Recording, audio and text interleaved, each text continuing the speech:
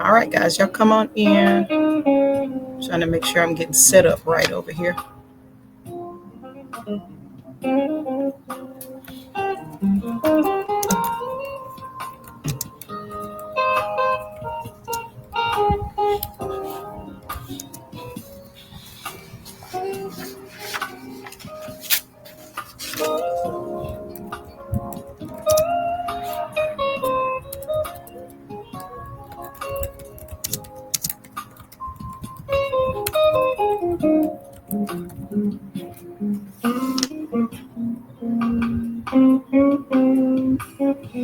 All right, there we are. Make sure everything's showing that's supposed to be showing. All right, guys, want to welcome you guys in tonight. There we go. Let me get over to my comments over here. I'm still trying to work it. Hey, Miss Chick. Hey, Felicia. Can y'all hear the music at all or no? It's just me listening to it over here. Y'all, I'm chilling on the patio today. Good evening. Good evening. Can you guys let me know if you can hear the music or not? Good evening. Okay. Thank you, Felicia. All right, y'all, come on in. Come on in. I'm always excited about these calls. I thought we were going to be able to go in on our other page, but I forgot it's not logged in for that yet. It's not signed up for that one. How's everybody doing today?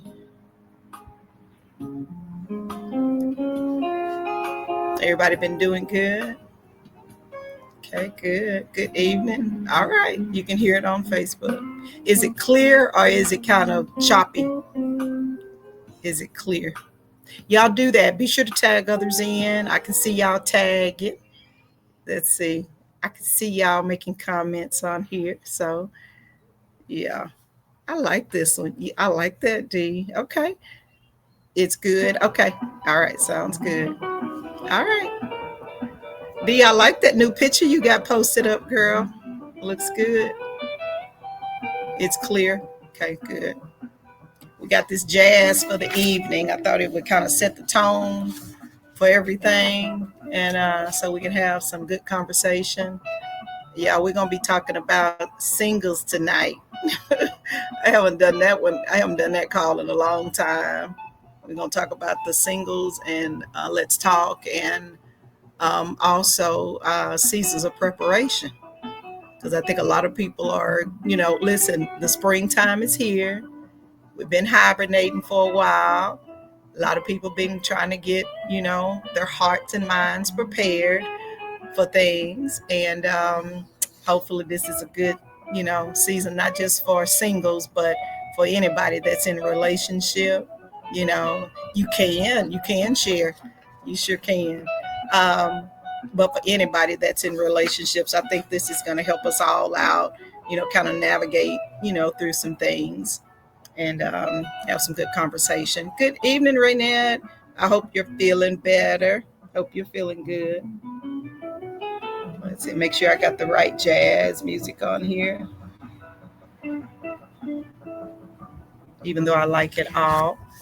All righty. Okay. I see everyone. I see y'all coming in. If y'all would continue to keep sharing with others. As y'all can see, we are in at an earlier hour tonight. The sun is still out and we won't have to try to go to bed with the chickens tonight. So I thought we'd do something just a little bit different. All righty. All right. Well, I want to say welcome to everybody. This is our fifth week of our relationship calls. And y'all, we've been really digging in and diving into some hard conversations. Last week, we talked about dealing with toxic relationships. And I think we all have had our share of being introduced to them. Not saying that we're constantly around them or whatever, but I think everybody's had their encounter with some type of a toxic relationship.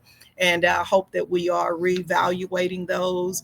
I definitely don't want us to start, the intention was not for you to start looking for what you call devils up under rocks or anything like that.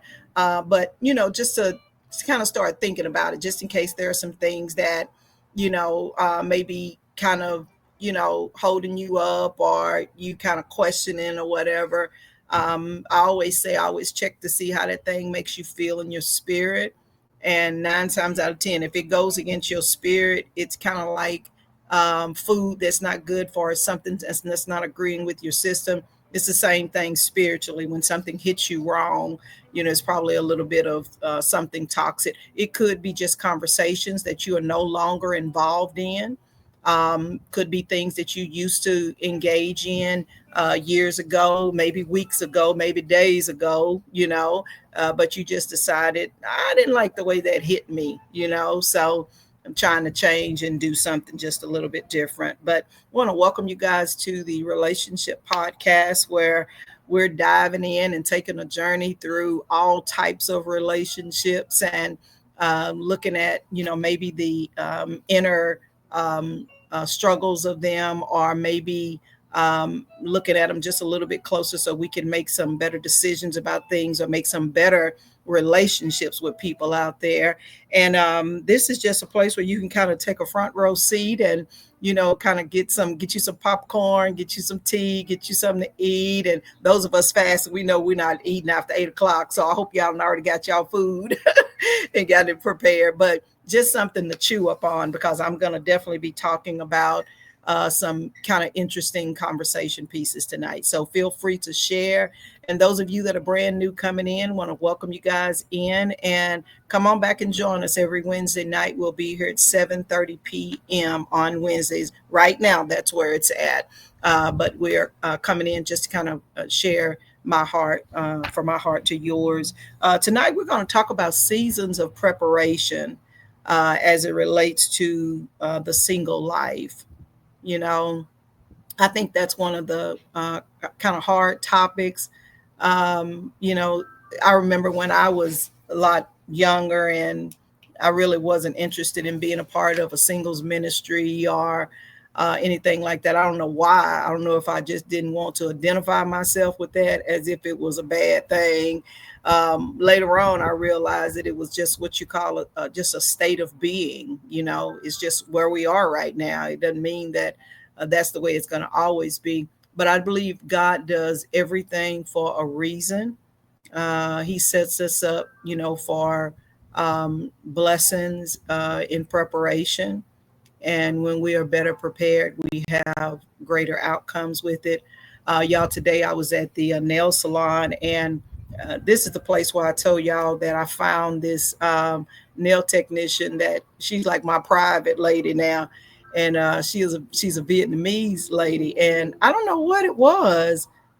Our spirits just connected to each other the first day that I got there, and whenever I go back, she's always looking for me. She's always looking to, treat me well. So tonight we were there, and she just so happened to start talking about her relationship with her husband, and how blessed she is to have the man that she has in life.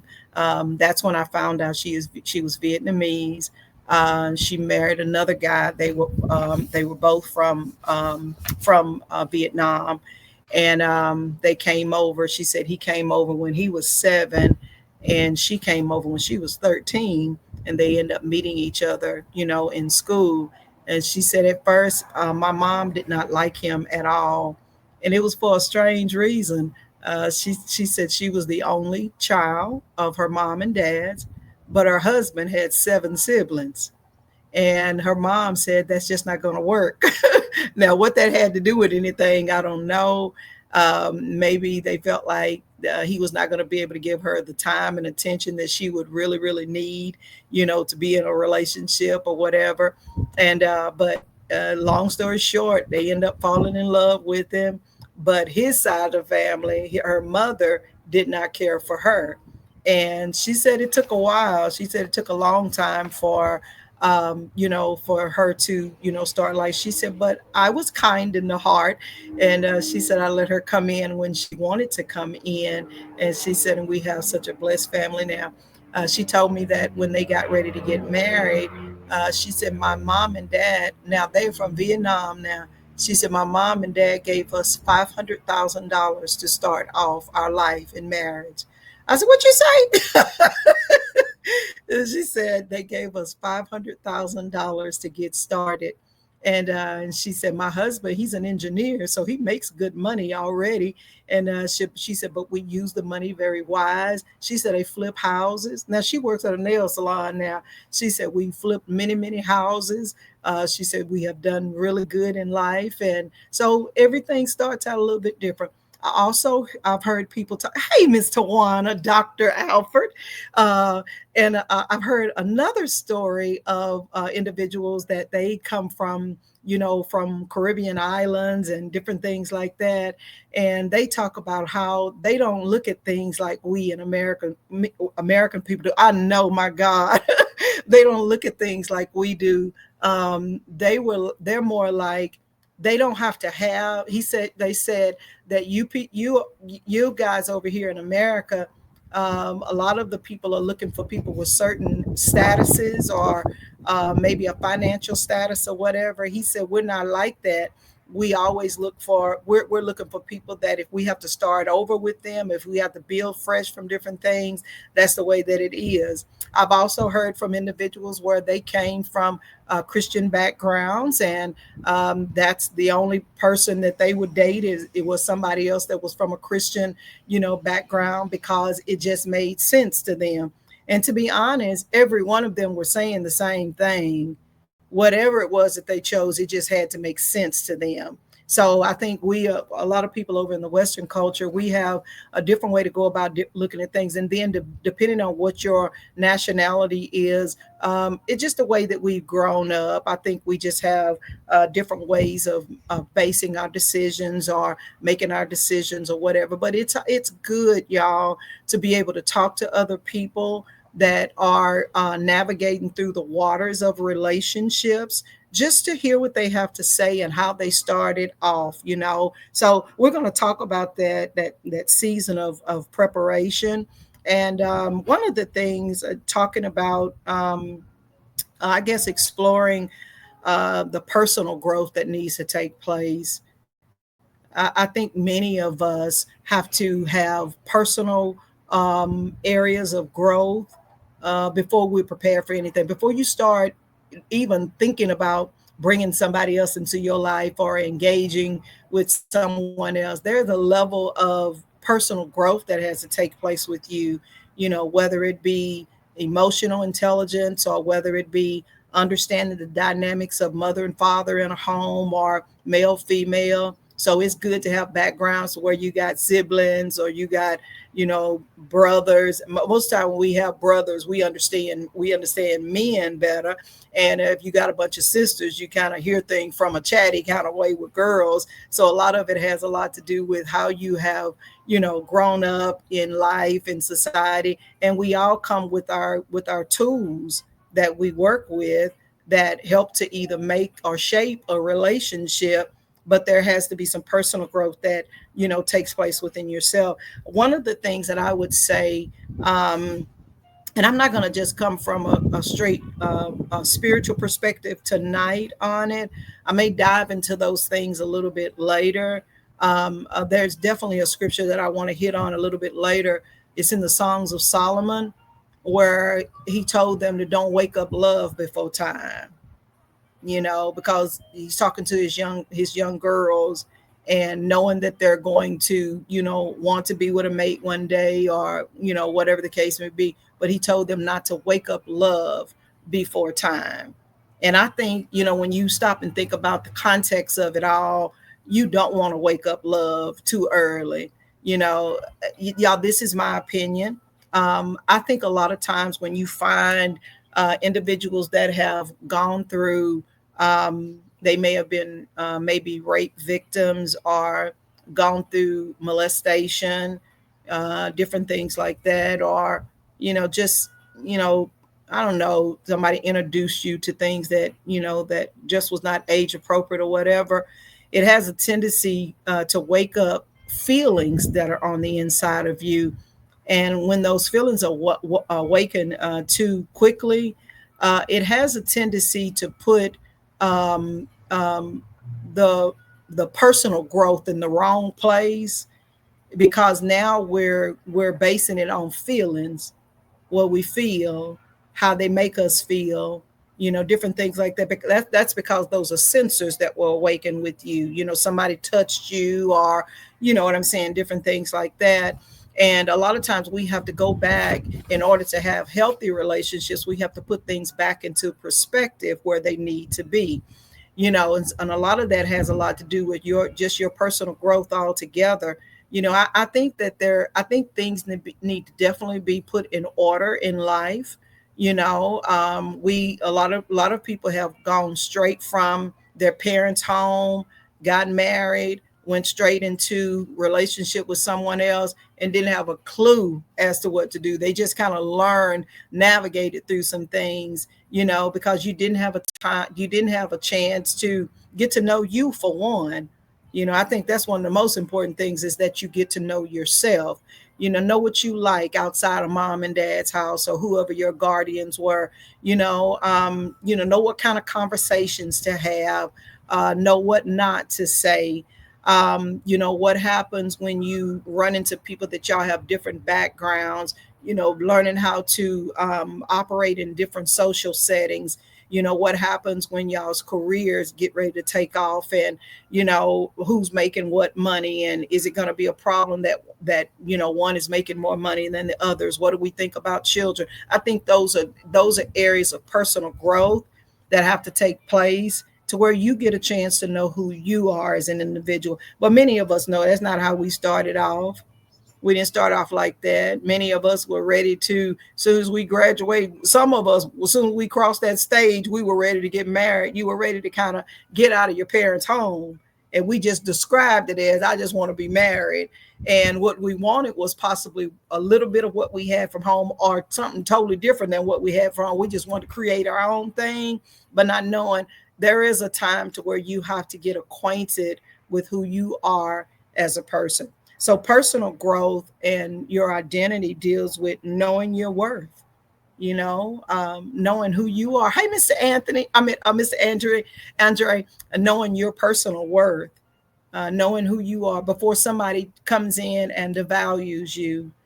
If you've never had people that spoke positive words of affirmation to you, or never said, nice things to you or kind things to you, you want to be very mindful of situations like that, because when you're not used to hearing nice things being said, sometimes we have a tendency to take things at face value, and not really stop to think about, did they really mean that, or were they, you just don't always, you got to get to know who you are, know your worth. You need to be in settings where people think well of you. That's why we talked last week about not being in toxic relationships, because toxic relationships has a way of, to me, being a Debbie Downer. Yes, knowing your worth and know who you are. It has a way of being a Debbie Downer to you sometimes, and there are times when words are spoken over us, and like, you ain't gonna be this, and you're not gonna be that, or there are some times where words have been spoken over us that were so positive that that's what you eat day and night, but the people that you run into don't always hear those things. So you're having to learn how to have a little bit of emotional intelligence, so that you can balance the scales with that, That's why he says don't wake up love before time. Don't try to jump into relationships too quick until you know your own personal worth. Understanding self value and embracing confidence is another part of that. Learning how to be confident in who you are, confident in the way you talk. You know, like me, I come from East Texas, and I remember when I first moved to Houston, I didn't know we had a slang. I did not know that we had a country dialogue or whatever. And when I moved to Houston, boy, that was foreign to them.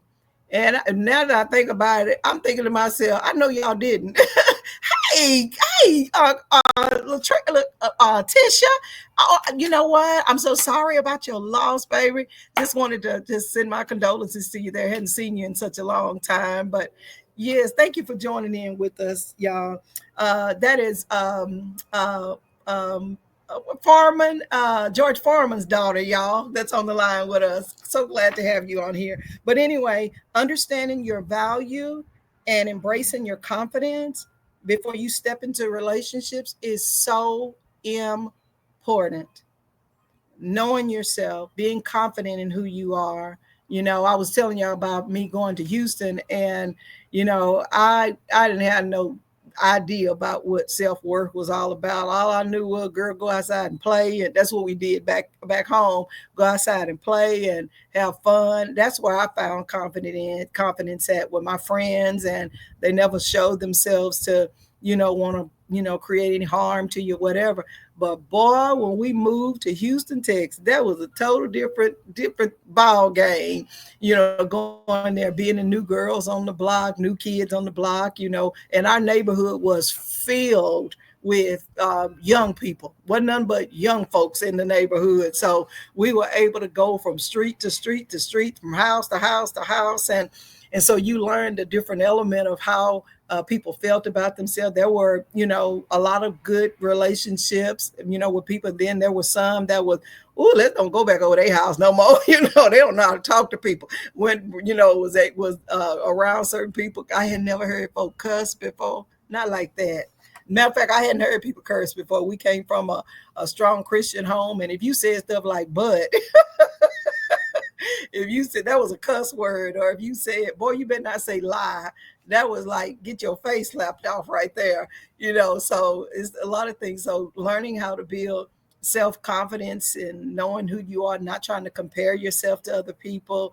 And I think this is something that women struggle with sometimes, is comparisons. I learned that men deal with that too. Sometimes when they have maybe come from adverse situations in homes or whatever, sometimes they're comparing themselves to others because positive words were not always spoken over them. And so it's like they trying to figure their way through things. And, now they got a little bit of clout, a little bit of credibility. They never did go back in to just fix that lack of confidence within them. They just gained assets and different things like that, but never went back to work on that thing that makes your heart beat, that thing that makes you love, that thing that makes you care about yourself. And sometimes when you don't have good confidence about yourself, you have a tendency to abuse yourself, and you also let other people abuse you. You know, you let people take you for granted, or take advantage of you. Different things like that. Those are things. When I talk about knowing your worth, you're more than that. You're more than just a one night stand. You're more than being somebody's second choice. You're more than um, you know you know being drug all over the country, and being in a relationship and nobody ever want to make a commitment to you. You're more than that. Learning how to build your self-confidence has a lot to do with that, because it teaches you where to draw the line at. Some of us are not really good at that, at drawing lines in different places and knowing where enough is enough. That's that personal growth and identity. That's why it's so important to have that. That way, you don't just allow all kinds of things to happen around you, because not only does it happen with male female relationship, it can happen with female female relationship. Then it transfers on your job, and then it transfers in your workplace, and everywhere you go in your church, when you don't have that confidence within you. And you have to stop to ask yourself, what is my worth? Me being on this earth, have I found my purpose in life? Do I find value in who I am? Am I able to, speak well of myself instead of waiting on somebody else to speak well of me? When was the last time that I looked in the mirror and said, hey, girl, you look good? No makeup, no nothing on. You look good. When was the last time you said that? Or, hey, man, you don't have to compete with anybody out there, and, you can make it. I think about guys sometimes, how, especially our African American brothers, that's all I can talk about because that's all I really know.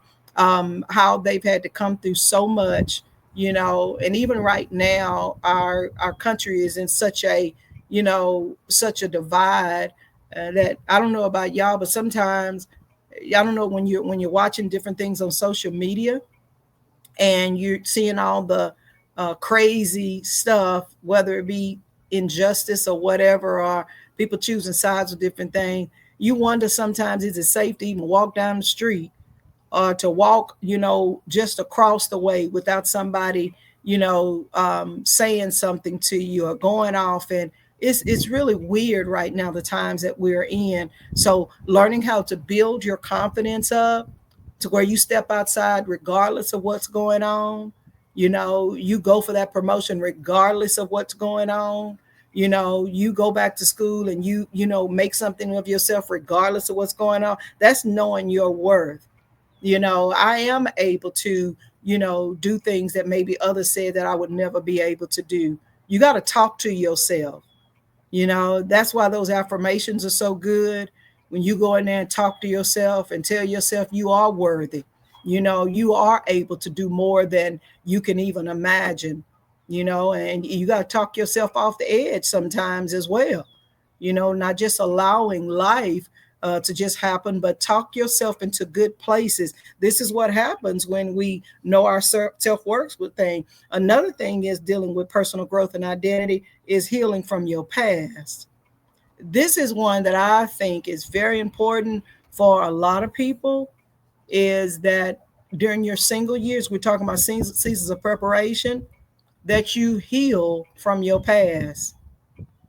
Babe, mama, daddy drama, daddy didn't want me, mama didn't want me, all these kinds of things. You gotta start developing some those personal growth spurts in your life, to where you learn to heal from your past. That means you learn to address your emotions properly. A lot of times we act out our emotions. We don't always address them properly the way we need to. And even those emotional wounds that we have, sometimes emotional wounds are just things that people say. There are triggers that go off, and I know we all have them. We don't realize that those triggers are so strong sometimes until something happens.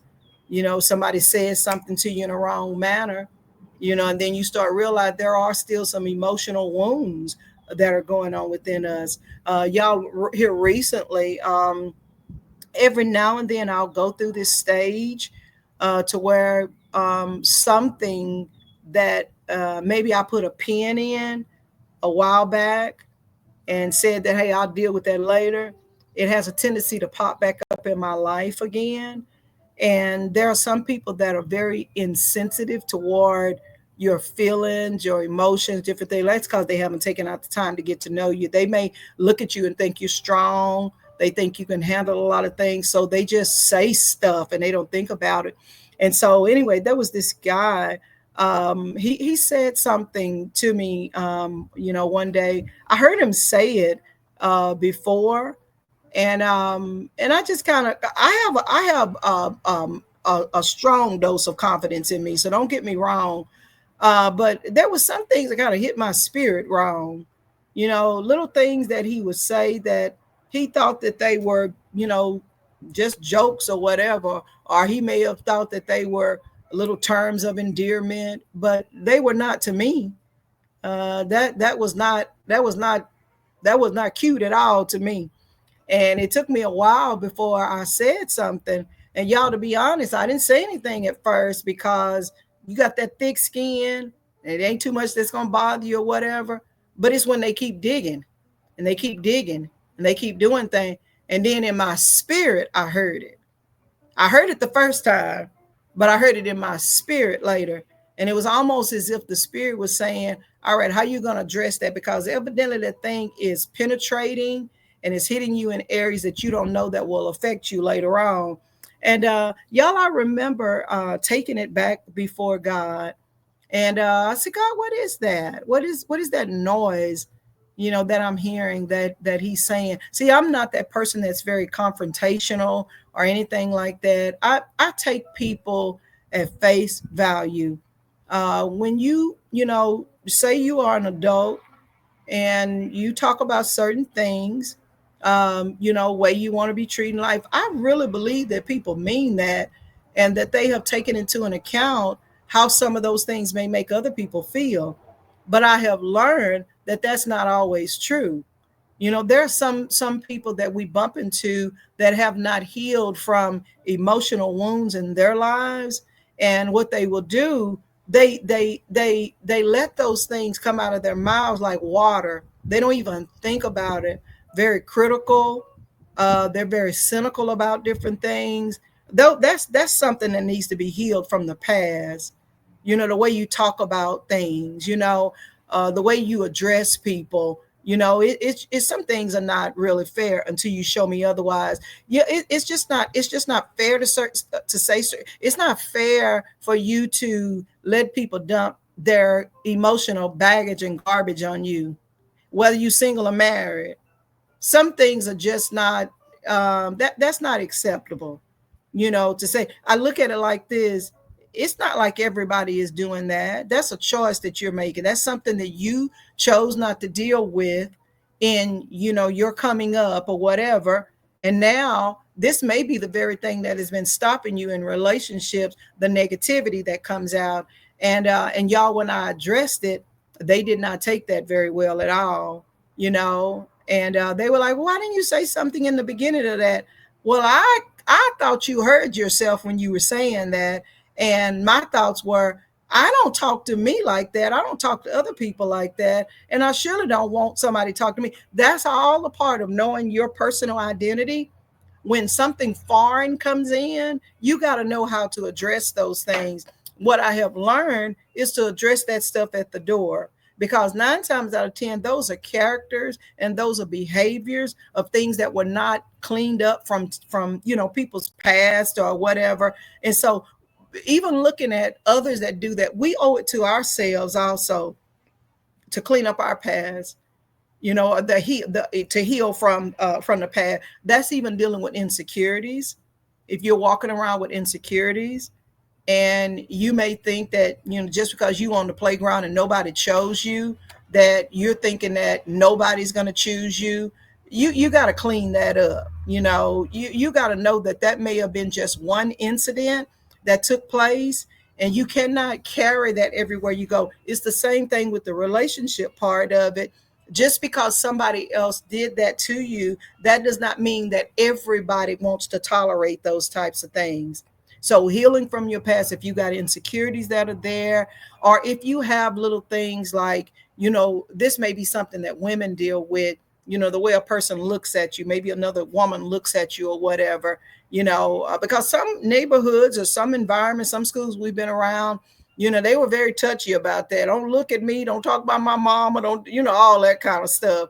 And you have to literally clean yourself from that kind of noise. That's what I call, that's a bunch of noise that's going on. And sometimes, when people take little things out on you, you don't realize how that may affect you. It's kind of like the young boy that we're seeing in the news right now, about, I don't know how long he been bullied, but can you imagine taking things to a drastic place like that, to have to take a knife to school with you?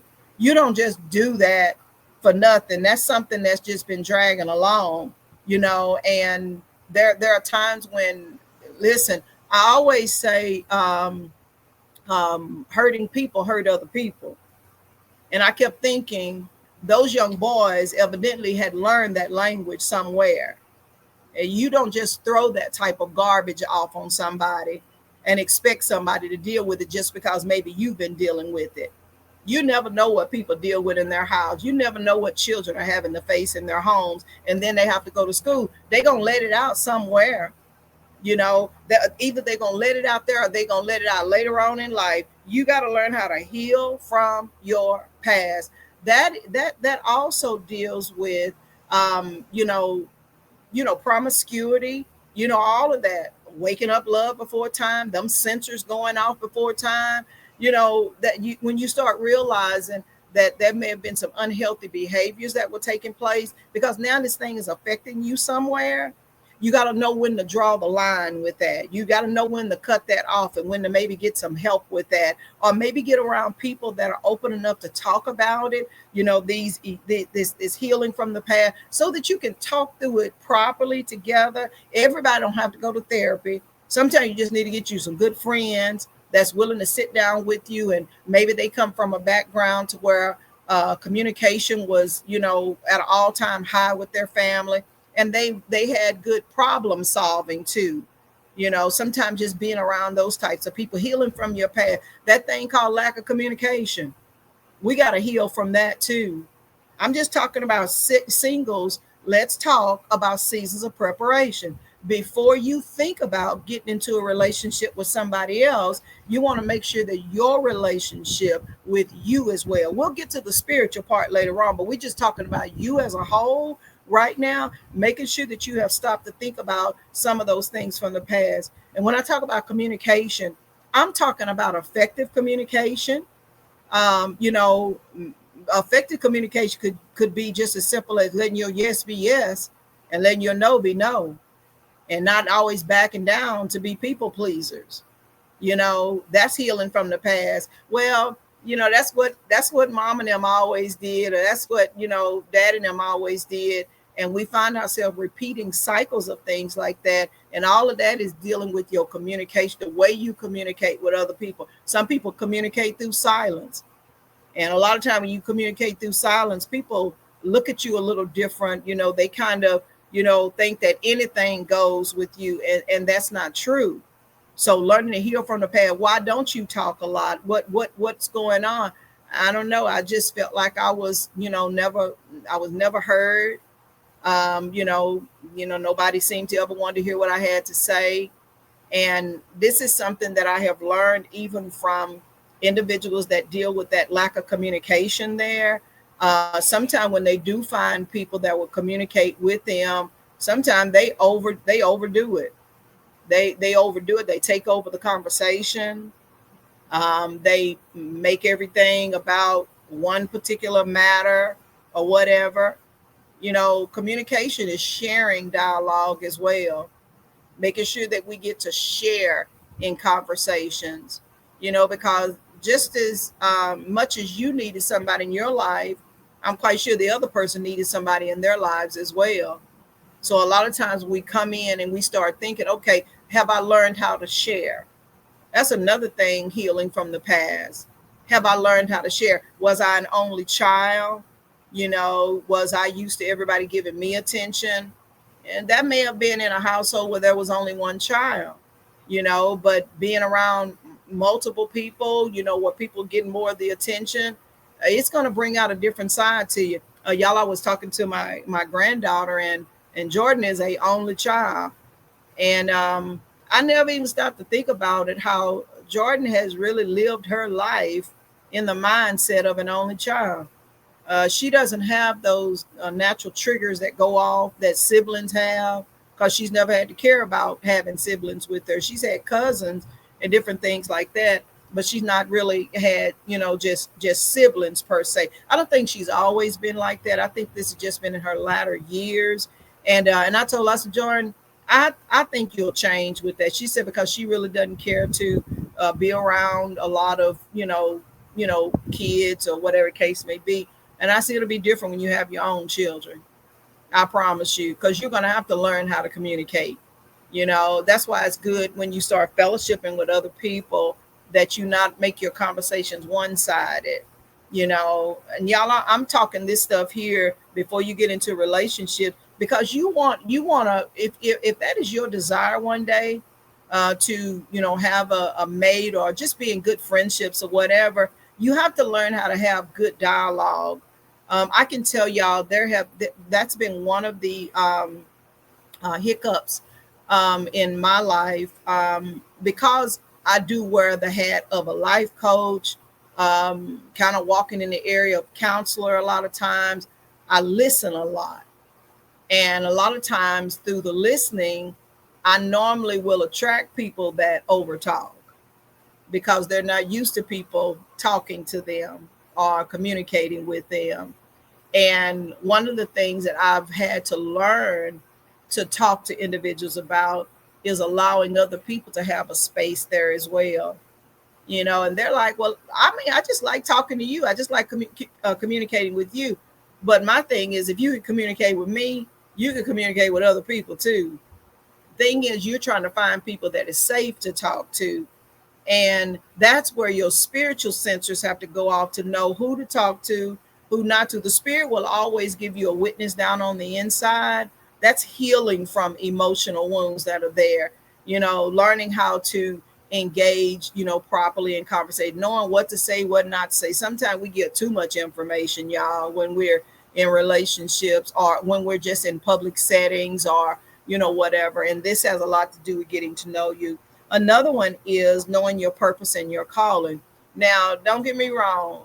That's one that's hard for a lot of people because they don't always know what their purpose is, and y'all, it took me, oh my God, I don't know how many years to figure out what was right up under my nose the whole time. It took people coming into my life. It took ministry. It took sitting up under the word of God. I used to always hear what it is that God has, what it is that God has purpose for your life. You're doing it every day. You just don't know it. And I'm thinking to myself, what am I doing every day? Why is it that other people are seeing what I cannot see?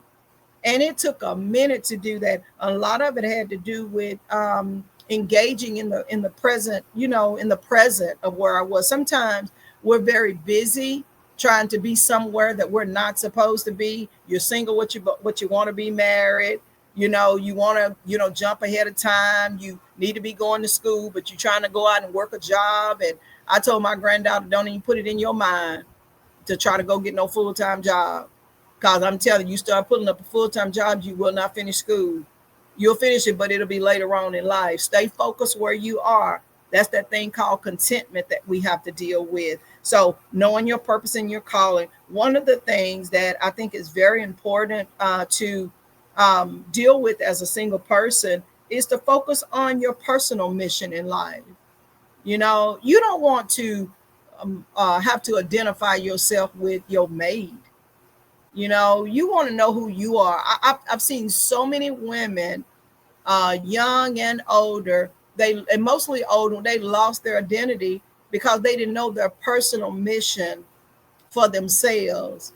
And what they did was they just gave their life to their children, they gave their life to their spouses, or they gave their life to their job, not knowing what your personal mission. There are quite a few missions that you may have. Like you may have a mission for your home as being a mother. You may have a personal mission, being, your mother's daughter, being a daughter, a sister. You can have a whole, and what I'm saying, you may have a whole lot of hats that you wear, and you got to know where you fit in all these different places on your job. And that way you're not trying to get a personal fulfillment through someone else because you don't know who you are. You got to know you are more than just a mother. Y'all, when my kids, when we hit that phase called emptiness, and the children were growing up to where they were almost ready to be out of the house, y'all, I had to hit a mental reset in my mind because I had been there with them for, more than 18 years because, when you got your 18-year-old, and then if you got a child that's 5 years younger than that, that's that's like 23 years right there to where that's all you've done.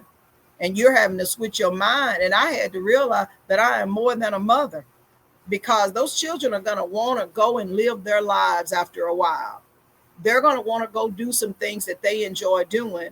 And I have to be able to let them go do what they need to do and also let them know the importance of me as a mother being in my proper place where I need to be. I'm not always going to be in that place where you can call up on me all the time, and I'm going to be at your beck and call. And the kid, you can't expect for your children to be there either. Knowing your personal mission, and then fulfilling fulfillment outside of your relationships. Knowing how to function outside of marriage. I normally tell when I meet different guys, and we're going to talk about that dating process also as we go along. But when I meet different guys or whatever, and I think they may be potential guys, whatever, after a minute I always let them know that I don't just want to be in a relationship just with you. And I'm not talking about having multiple relationships, but you got to remember, I had a life before you came in. There are going to be times when I want to go hang out with the girls. Y'all, I have ministry, I have my coaching. Those are things that I found that helps to identify who I am as a person before coming into relationship with someone. And I don't want to give my whole life to somebody like that. I want to be there wholeheartedly, but I don't want to give my whole life to anyone. And I'm going to tell you why. I have seen people literally lose their identity. They don't know who they are. You mess around and you give your whole self to somebody like that without thinking about who you are as a person. Emotionally, life can flip a script on you. That's because you haven't found anything else that's important. Well, I didn't have anything but my kids. I didn't have anything but my husband. You never stop to think that when the children grew up just a little bit, that you need to get outside the house and do something different and build a life, because those kids are going to find their friends of their own. They're going to do different. I think that's the worst thing that we as women and men can do to ourselves, is think that life is not going to change on you at any point. That, and I do believe in those early stages of our lives when we're raising children or thinking about having kids or whatever. Yeah, there's going to be a time of dedication, or when you're going to school, there's going to be a time of dedication that you got to put into that. But you can't let that be your all. You can't be a college student forever if you want other things to be added in. Knowing what your personal, what your fulfillment outside of the relationship is. What happens if you want to go back to school? Is that going to be okay with your mate? Have you ever talked about those things? Have you ever talked about that thing with yourself? Or did you just succumb to, oh, I'm going to be the best wife I can be? Now, I'm not saying anything is wrong with that for people that's all they want to be, if that's all that they want to do in life. But what happened? I remember with my mother-in-law, when my father-in-law passed away. He wasn't my father-in-law at the time. He was just very special to me at that time. And I remember going down to the house, and she was laying across the bed, and I knew it was great sorrow. They had been dating each other since they were like in, high school or probably middle school. And when he passed away, that was a big old chunk of something that got taken out of her heart. And I remember she was laying across the bed, and she said, "Marilyn, I don't think you ought to love." She didn't know her son and I were gonna date later on in life, but she said, "I don't think you should love anybody this deep." She said, "Because the pain that goes with it, with losing them." And I told her, I said, I think a lot of women would dare to, want to try it. I said, a bunch of women ain't never had that type of love in their lives, before. And come to find out there were a lot of things that she did not know how to do, because he took care of everything. Everybody wants somebody in their lives that will, be that type of person that will be very supportive and take care of you like that. But you got to know how to do some things on your own. What happens when life happens? The tables turn. Somebody end up something unfortunate happens, an accident, or they lose their job, or what happens if there's a midlife crisis that comes in. And men do have midlife crisis. I don't know if y'all ever been around them when they have that, but when they have midlife crisis, sometimes they're questioning everything about them. I wouldn't even date a man that was going through midlife crisis, because his life is up and down. He's trying to make decisions when he doesn't even know who he is right now. And that's another thing to talk about. there are times when seasons change on us, and we are not the same person that we used to be. Come in contact with Christ, and that life that you were living before, I'm telling you, are morph into something totally different. Things that you maybe never really had an interest in long time ago. All of a sudden, the Lord, he done got your heart. And you want to do the things of God. You want to be at the church. You want to serve people. You want to go do mission trips and different things like that. You got to make sure that you know who you are, so that when you begin to start choosing mates, that you make sure to choose somebody that's okay with you growing outside of what we were before life happened. Another thing with knowing your purpose and your calling is that you have a voice. It's called having emotional readiness. You have a voice with things, that there's emotional maturity that has to take place, that in certain seasons I have to learn how to speak up for who I am now. you know I can imagine when I was 15, 16. I ain't the same person when I'm 23-year old. A lot of life has happened. I'm not up under, hopefully, mom and dad's roof or anything. So I've had to learn how to get it on my own. And it has morphed me into something totally different than what I was before. So there's an emotional readiness that had to take place, because you can't be running back to your friends and running here and there, telling them different things about what's going on. You can't be running to your mom and dad, telling them, different things like that. Y'all, I remember when my son got married. I remember telling him, you can't come tell me nothing about her anymore. Absolutely nothing. Because she's not only your wife, she's my daughter-in-law now, and y'all are one. Whether you know it or not, y'all are one. And so whatever stories you may have to tell, you can't come and tell that, because how would I look taking sides with y'all? Now I'm gonna stand up and tell the truth about both of y'all, whether you're wrong, whatever the case may be, but I'm not gonna take sides with anybody. That emotional readiness, knowing how to navigate emotions and communicating effectively, letting your yes be yes and your no being no with a lot of things in life. And it's good, because one reason that this is so important is because you're going to be making decisions about your life, where you're going to live, whether you want two, three, four children, whatever the case may be.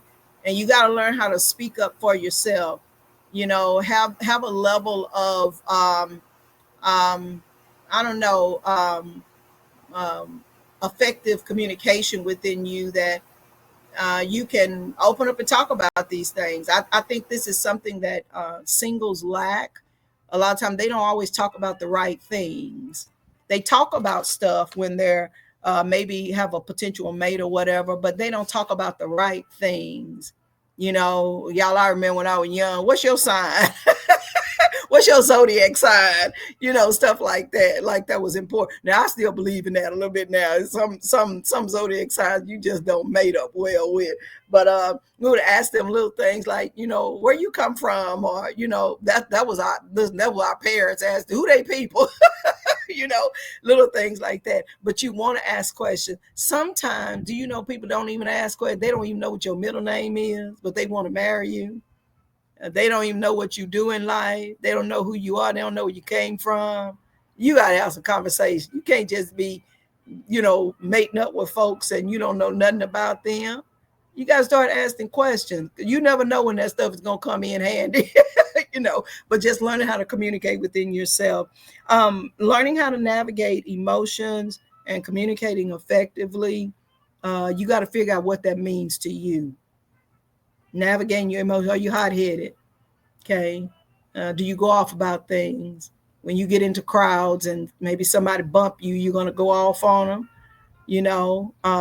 Have you stopped to think about, different environments that you get around, knowing how to regulate your emotion. I think that's it. Learn how to regulate your emotions. Um, Crying all the time, that's another one. And sometimes we still crying a whole lot over the smallest of things. You couldn't get your bill paid, and you crying about it. You think it's the end of the world. You got to remember those emotions are coming from maybe a indicator that something is off balance, but it's not the end of the world. That's all your emotions are. They're just signals and indicators that something is, either good, off track, whatever the case may be. And you got to learn how to regulate. All right, how am I feeling now? Y'all know how they used to, back in elementary or whatever, they would have the faces up, and they would have the children tell us what that facial feature looked like. I was sad, I was happy, whatever. I think some of us need to go back to some of them picture formats to figure out, okay, right now, what are you feeling? Are you feeling hurt? Are you happy? Are you showing your emotions? Have you learned how to show your emotions towards someone to let them know when you appreciate? Now, sometimes we come from backgrounds to where now you can't let people know how you feel too much, because they start taking advantage of you. That goes back to that part, healing from your past, because you do need to let people know how you feel. It's nothing wrong with you being feminine or being masculine or whatever. My daughter and I were talking today about how, um, you know, when you meet different people, you have to know how to um, decipher between, like, say for instance, you meet a gentleman, and that man you say has a lot of feminine ways. Does he have a lot of feminine ways, or has he been raised with his mother, with women? A woman, she's masculine. Is she masculine, or has she been raised up in more tough environments? Don't get the gender of the person mixed up. That's why I'm real big on this, y'all. When I meet gay people, I don't meet what they do or whatever they have defined themselves as. I meet who they are. This is a man, so I'm gonna treat them as such. Now, their feminine ways, I have to go back and try to read the story about maybe what has, gone on there. That keeps me from being very judgmental about a lot of things, and it helps you also when you get in a relationship that you don't say things that's inappropriate. Why you hold your hand like that, or why you don't take the trash out? Don't you know men supposed to do that kind of stuff? A lot of time, a lot of guys don't know that, and I think we have to learn how to govern our conversations more proper. Not to judge everything, but to understand maybe why somebody does what they do. Now, I'm not saying that you got to just put up with all kinds of stuff when people are showing you, displaying different things. I think that's where you need to make your decisions at. If you know that that's something that bothers you, that maybe you want some man that he gonna take the trash out, and he gonna be on top of things at all times, and he gonna be a great provider, whatever. You need to figure that out at the beginning, so that you not start that accusing and start bringing more emotional wounds into people's lives. Because I've seen both male and female, to where they destroy their partners by bringing too much of their past in. And what I mean by that, you don't have any censors on the things that you say. You still act and talk like a child. You have not learned how to discipline yourself in your conversations. That's immaturity to me. That's a no-go for me. I wouldn't want to be around a immature man, because that stuff is going to show up somewhere else down the line, and it probably will show up at a time where it will, either embarrass you. Y'all, I think about that movie. What was that one with Sanaa Lathan, and she was dating that guy that was a carpenter, and she fell in love with him as a person, but he still had all these emotional things he was dealing with from his past, and every time he turned around, kept showing up in the relationship. They couldn't even have a good relationship because kept bringing that up all the time, or those, it just kept, those little ways and behaviors just kept showing up. You got to pay attention to that. You got to be a relationship ready, not just for yourself, but for other people that come in. I think another thing that's very important is that, knowing how to navigate through um, um, in laws or outside family, how you would deal with that. If you're, not a social person or whatever the case may be, or certain things kind of trip you up, you want to be very mindful of what relationship or family dynamics that you get involved in, because some people are not as tender towards you to care about how you feel, or different things like that. Y'all, I hope I'm making sense. Y'all being quiet tonight. Y'all not saying nothing to me. Y'all got to talk back to me. But no, being emotionally, having relationship readiness. Another one that I want to talk about is having standards versus expectations. Setting some healthy boundaries, and then also some realistic goals. Setting some healthy boundaries, that be touch, that be conversation, that's the way you're treated. And I'm learning you have to communicate with people and let them know that something that you don't like, or okay, we can work on that. Stopping to see if people are going to be sensitive toward how you feel. Listen to how they respond back to you. Listen to how you respond to yourself. If you still kind of snappy with it, whatever the case may be, that may be a place where you have to set some boundaries up within yourself, not to let everybody come into your space, because you ain't healed enough to let everybody come in. Because before long, people will taunt your name. You let them in at an inappropriate time in your life. You just got out of a relationship and you let somebody in already. No, you gotta set some healthy boundary. You give yourself a little time, before you start engaging into new relationships. Knowing who you are, take some time out to get to know who you are. If you have children involved, get to know what the children need right now, especially if you're coming out of marriages, and I know y'all, without a shadow of a doubt, when you have been married for a long time, and you go through divorce, whatever the case may be, you long to have that person lying beside you.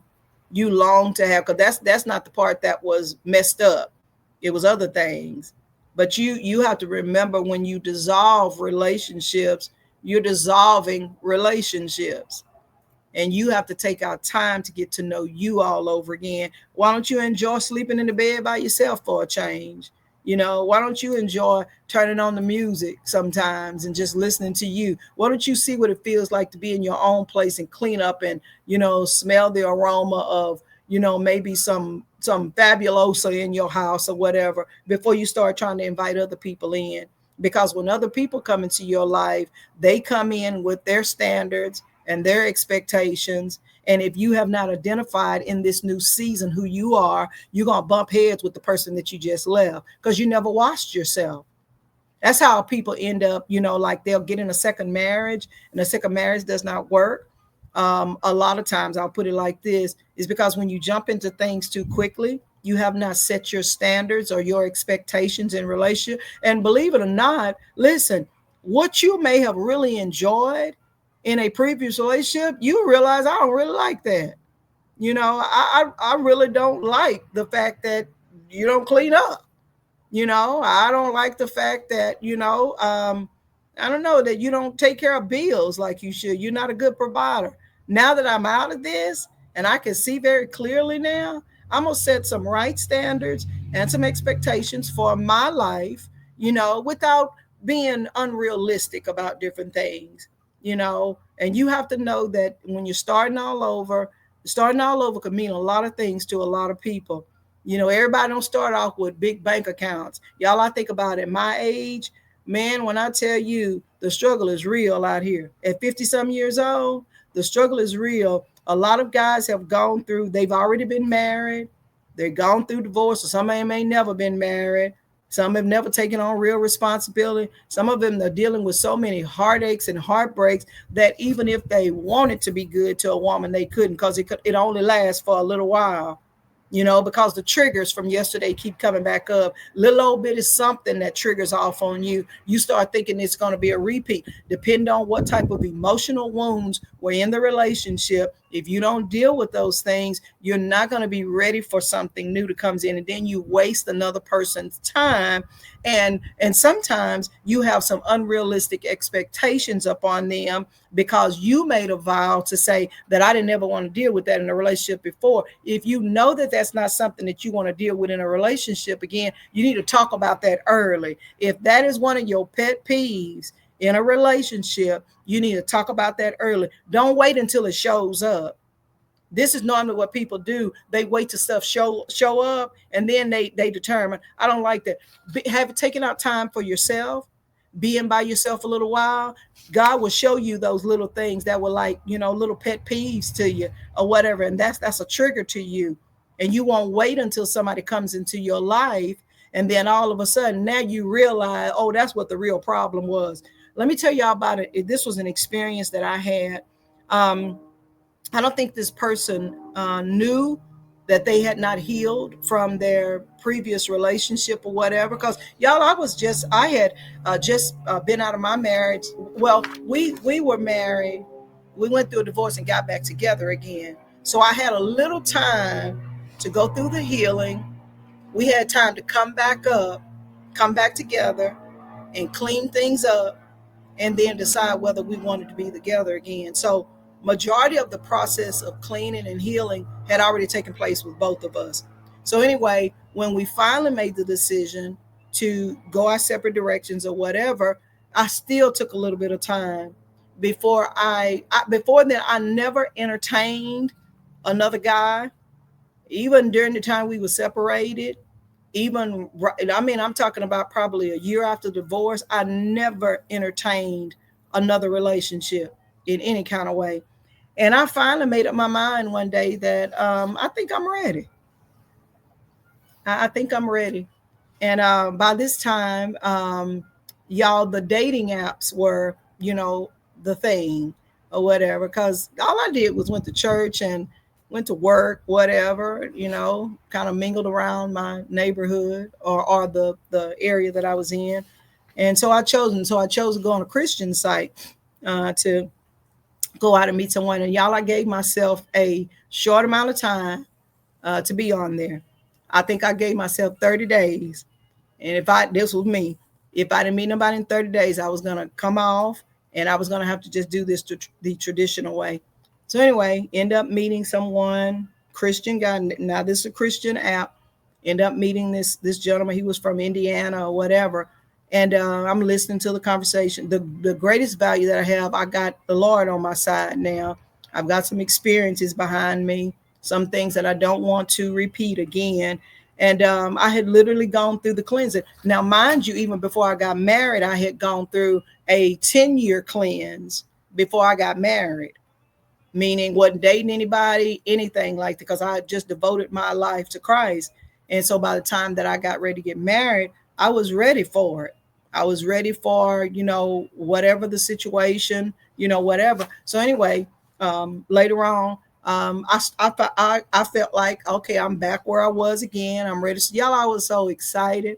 I was so happy about things. End up meeting that first guy and, realize that it really wasn't a good match or whatever. And then the second guy that I end up meeting on there, he caught me as I was getting ready to go off of the app. I mean, like in a day or two, getting ready to go off of the app. Little things that I read, something I didn't like. I did not like that he was military at all. Because all I saw was about trying to boss you around and different things like that. And so anyway, the gentleman caught me as I was getting ready to go offline, like within a day. And so anyway, come to find out that the gentleman, I'm from Tyler, Texas. So the gentleman told me that he worked for a Army Readiness company or whatever they call it, base, and that one of his places that he reported to was in Tyler, Texas. And I was like, oh wow, Tyler. And so anyway, did that. So this gentleman, he made it a point within 2 weeks after we started talking to one another that he would come to Tyler. He was coming to Tyler to meet with his group, a team or whatever. And so I agreed to it. And so y'all, I was scared as I don't know. I was ready, but I was so scared. Y'all, when I tell you that turned out to be best, the best connection. Come to find out, the gentleman was from Tyler, Texas. I did not know. He didn't show any of that. He said that he was from the Bay Area, from California. He didn't say that's where he was from. It just had on there that's where he had been for a long time. And so anyway, we started this relationship with each other. And I mean, and y'all, crazy enough, I never entertained problems with him, no big major things or whatever. But I knew who I was as a person, and I didn't want to. I definitely didn't want to go through what I'd gone through in my marriage or anything. And so we ended up dating for a little bit over a year, a little bit over a year. Had a great time with each other. We were long distance, so he lived in one area in Texas. I lived in another area, and we made it work. Every 2 weeks, he would come here, come to Tyler. Every 2 weeks, I would go there. On the times when he had the children, we made it. We talked about it at the beginning that we do not meet when my children are around until we become comfortable with one another. So y'all, it was like, I don't know, about 8 or 9 months before before we met family or anything like that. It was during the Thanksgiving holiday that we finally met the families, and everything was gelling together very, very well. And y'all, somewhere between here and there, um, triggers start going on, and I don't know if it was the trigger of, do I really want to trust my heart to someone like that again? Because there are some people that they ain't sure about this power of love thing. I don't know if I can just love somebody like that again. And it became like kind of awkward or whatever. We had never gotten into it, never had any issues with each other or whatever. But later on, I started realizing there were telltale signs that the emotional healing was not there. He still cried for what he lost. And I got it. I understood it. He had been in the military for a long time, and his family, I mean, his everything that he had was military. And he come to find out that the lady that he ended up joining with, when they separated, she took half of everything that he had. And y'all, I got it. I understood it. I hate that I got caught up in the middle of it, but I understood it. I'm not crazy to think that somebody's going to just put their all in all into, unless they are sure about something. So having that, knowing what your standards and expectations are, and then that thing called healing, paying attention to where healing is there. And so that has helped me along the way, y'all. It's been a long time since I've really dated since him, but he left such a great impact on my life of what to choose and what not to choose. I have said, and sometimes I think I got my standards too high because of him. I didn't take a dime with me anywhere. And I've always been treated like that when I've been in a relationship. I didn't take not a dime with me. He took care of everything all the time. But I'm not a big spender. I don't need nobody doing my nails and doing my feet and all that kind of stuff. If you're going to do it, that's because that's something that you want to do yourself. But he did leave a great impression upon my heart, which helped me to set some greater values. He helped to wash away the negativity that came from the marriage. And it made me really realize that there really are some great men out there. That's a part of the healing from your past, knowing that you got to pass through that one day so that you can be fit for later on. So anyway, we talked about the emotion, and then there's the last thing we're going to talk about is the power of wholeness. Cultivating a complete and joyful life before you enter into partnership, being happy with who you are. I think that NDRE sings it. I'm so happy being me. I don't know if that's her or somebody else singing that song, but being happy who you are as an individual is so important before you get married, because whether you know it or not, that person pulls energy from you. Being happy before you get into relationships, period, on the job, in your church, everywhere you go with your family, being happy, good, bad, or ugly. You got to learn how to deal with the cards that have been dealt to you, and find joy in it. You can find something good in everything if you choose to, cultivating that. That's a power of wholeness. And I think that those are just some of the basic things when it comes down to seasons of preparation, making sure that you do start developing you as a person, knowing who you are, knowing where you come from, and then being nice to people, having a level of understanding that everybody ain't there. There was this one gentleman told me, he said, Marilyn, he said, I hate to say it, but I'm not where you are just yet. He said, I think I'm trying to get there, but I'm not where you are right now, and he said it feels so good to know that somebody has worked on their life like that and gotten it together. And I told him, I said, don't you stop until you find you again. That's a part of wholeness within me. Even if you and a person don't work things out or don't, gel together or whatever, you got to be okay with that, because your right somebody is going to come. All I say is keep working on you, keep working on the foundation of who you are. Go through that part to where know your self-worth, learn how to bounce back again, and know that you are human. There are some things that will hurt you. Nobody wants to be on the losing end all the time, but know also that the sun will shine again one day. I don't know where everybody's at. I don't know if you've gone through relational hardships or whatever, but just know that the sun will shine again. I promise you. But you may need to take some time for yourself. If it's one of those situations where, it's not something that I wanted, I didn't cause it, whatever. Okay. People make choices every day. And that does not mean that you are not a good person. If that person did not choose you or you did not choose that other person, just know people have choices. It's a season of preparation, knowing what it is that you want. Because one day, if you keep on working on you, that light is, listen, that thing is going to light up one day when you really get to the point of being the whole person that you need to be. Somebody that's whole within themselves, they're going to find you. I promise you, if you'll go through that season of preparation properly, knowing that, I hate to just always throw scriptures out there, but he that has began a great work in you, he gonna finish it until the day of Jesus Christ. Don't give up. Don't throw in the towel. Just use this as a season of preparation with everything you do. Listen, the more you start plugging into programs like this and broadcasts like this, it lets you know that, what, maybe my heart is open to hear something different. Maybe I am in that space to where I want to try again. And if that is who you are, keep tuning in again, because I'm going to bring you some more information that's going to help you to shed some of those weights. And that's what we're doing. We're laying aside weights.